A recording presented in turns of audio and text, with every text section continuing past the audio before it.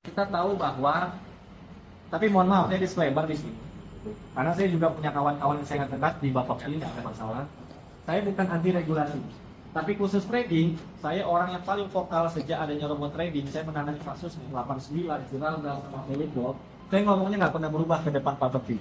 Karena ada undang-undang yang saat ini tidak terlalu berkiblat kepada para member yang tersakiti.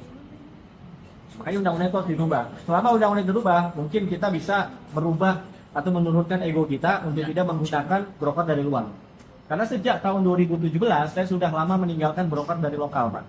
Alasan kenapa dan mengapanya nanti kita bisa diskusi lebih panjang, karena panjang sekali.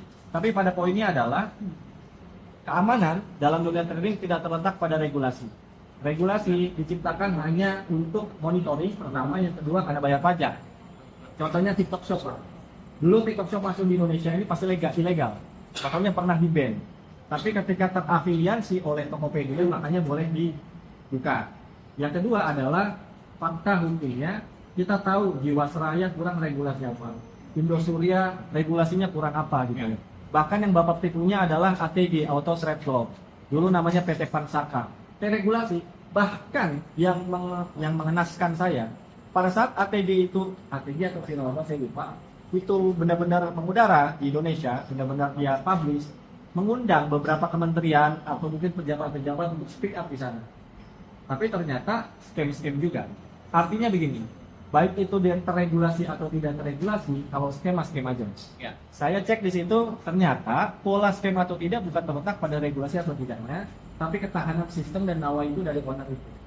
Makanya itu yang kita bawa di Trader Supply, karena alasannya begini Pak, kita bukan tidak mau terregulasi oleh Bapepti, tapi sayanya yang tidak mau membawa broker lokal kehadiran Bapak Ibu.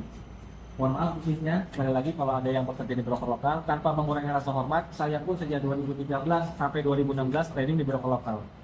Jadi mulai Trijaya dan macam-macam lah. Terakhir Jaga Invest. Ya, saya pribadi merasakan hal yang tidak enak. Apakah itu salahnya broker? Ya saya tidak tahu. Tapi sepengalaman saya tidak, kita jadi abu-abu di Indonesia sekarang, tidak bisa menentukan mana broker bandar, mana broker yang valid.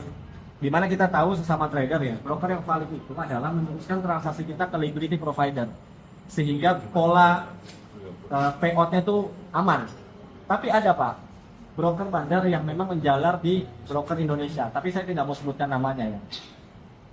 Yang dimana transaksi kita itu dibandari oleh billing desk, sehingga ketika kita payout-nya besar, kita withdraw-nya besar, itu ditunda-tunda. Saya pernah mengalami sampai 3 bulan. WD yang paling terbesar itu 1, sekian juta US dollar.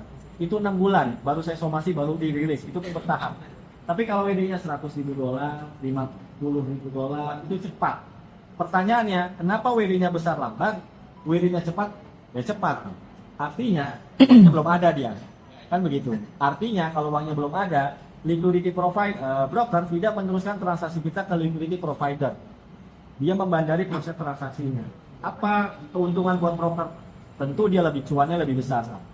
Yang kedua, sepengalaman saya, kita selama ini tahunya platform di Indonesia hanyalah satu MetaTrader, MT4, MT5, dan lain-lain.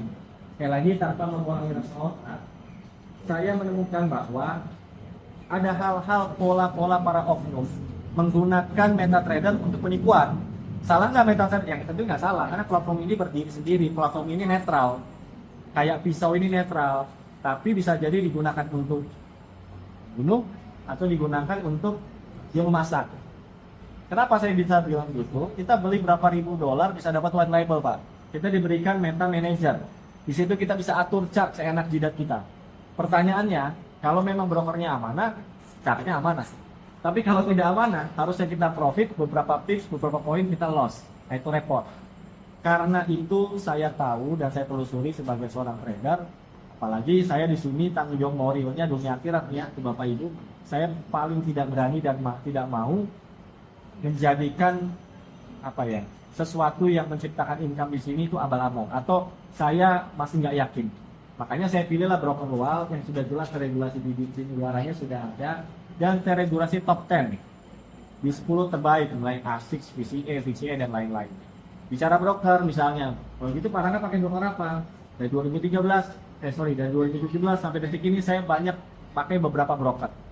Yang pertama dari IC Market, dari Tickmill, Paperstone, International Capital, FinHub, dan masih banyak lagi.